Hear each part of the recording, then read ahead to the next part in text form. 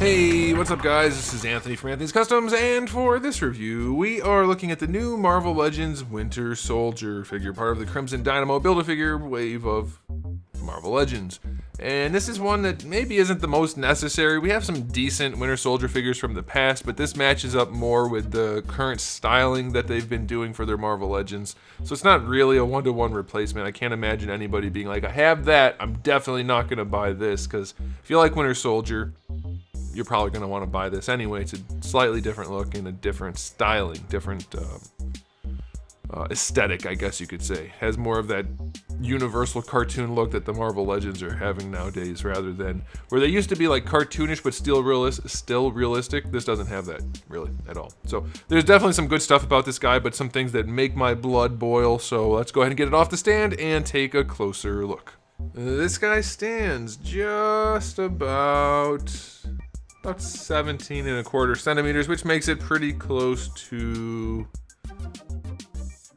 close to 6 3/4 inches, right around there. And this guy is not bad. There's one thing that stands out to me as being awesome on this guy, and that is his chesticles.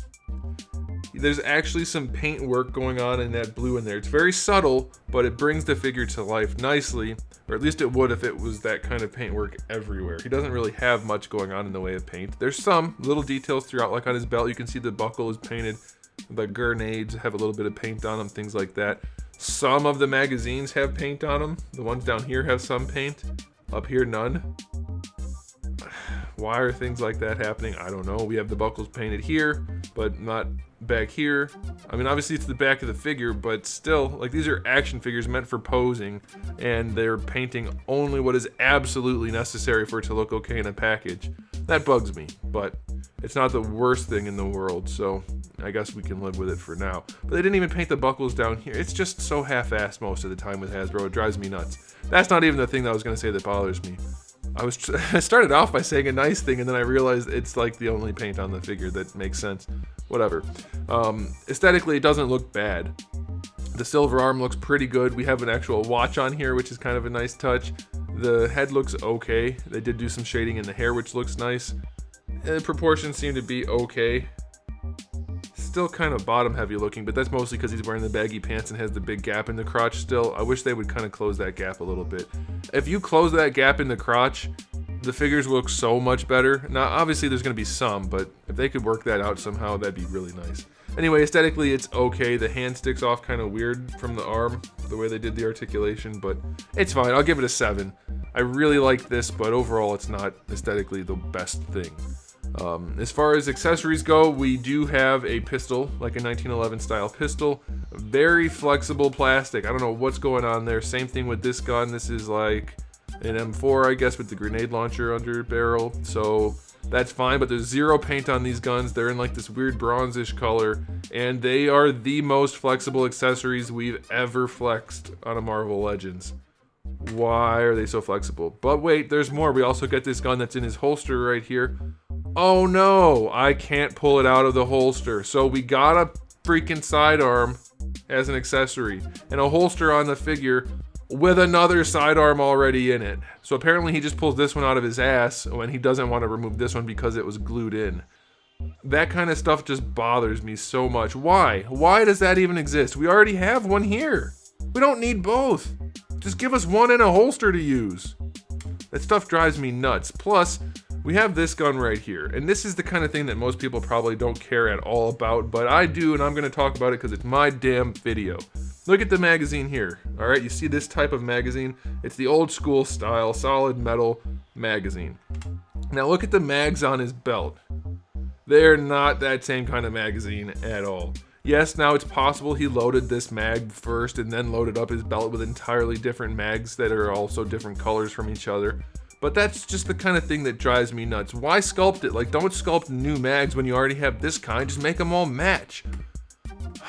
We also have pistol mags on here, which are not even painted, so I didn't even notice them. There's pistol mags on the outside of these, whatever. It's just, there's a knife back here, which is not removable, and if you try to, it's going to come off because it's about the thinnest piece of plastic I've ever seen on a figure. I'm surprised they even got that to mold, honestly. Whatever, it's just, they just half-ass so much stuff, and it's just, It's wearing on me.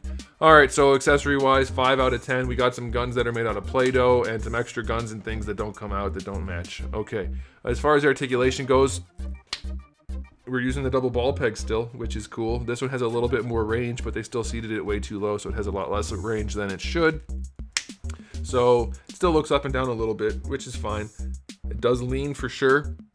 That's going to be a regular thing if they keep using ball pegs. That's awesome. Of course, you have your rotation. So some people ask me, what's the actual practical benefit of a double ball peg over a hinge and a ball peg? Well, if you had a hinge and a ball peg, you could look up and then rotate the head. On this, you can actually make the head lean in different directions. You can give the figure so much more attitude when you're posing it, more character. And it's just a really nice option to bring the figures to life rather than make them look like toys on a shelf. So if they can work out their double ball pegs to make them actually functional, that'll be a really nice thing. For the shoulder, we get better than horizontal, that's fine. Full rotation, obviously, bicep swivel, double jointed elbow, that's all really nice. We do get the extra accessory of the watch on there, which is pretty cool. Wrists have a swivel and a hinge. The hinge is the wrong kind of hinge. Same thing on this side, wrong kind of hinge. I don't know what's wrong with them, why they can't figure that out. Ab crunch is an ab crunch. It doesn't really work well because this knife gets stuck in there. Let's see if it works without that. Nope, it still doesn't go back very far, so almost worthless. Doesn't really go forward either, and it's not because of that. It just doesn't go. Ab crunch is butts. Waist twist is okay. Floaty belt is floaty. Hips go all the way out to the side. That's pretty good. Let me zoom out so you can see a little better. They're really soft, though. Be careful with that. I wouldn't be surprised if this guy's taking a lot of shelf dives. Legs don't go that far forward. They don't go back. Thigh swivel is fine. This is a loose piece, by the way. Double jointed knee. It is a double jointed knee. That is okay. No boot swivel. Boots go all the way back. And pretty far forward. Boy, these are some chunky boots. And it's a decent enough ankle rocker. So, yeah, articulation's just kind of average. I'll give it a 7. It's okay. It'll get the job done, but you're not going to be impressed by any point of this articulation, other than the fact that they are starting to use double ball pegs, which is exceptionally awesome.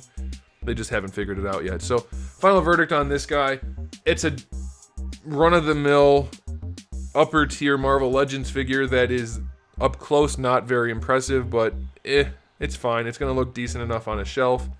There's so many little things that are not great about it. It drives me nuts. Most people probably won't care, but I've given you the information. You can decide if you care or not. My final verdict, objectively, is this guy only gets a 7. You might like it a whole bunch, though, and you might not care about those little details, and then you're going to have a solid figure. It's still a 7, even objectively. So there you go, guys. Thanks for watching. If you enjoyed this video, please do give it a thumbs up. I hope it helped you out a whole bunch, but if it didn't and you didn't like it, go ahead and give it a thumbs down. And if you haven't subscribed, consider it. I do have new videos like this just about every single day, and for the days I don't, I have thousands of other ones already on the channel. So come back for all of that fun stuff. And in the meantime, keep collecting.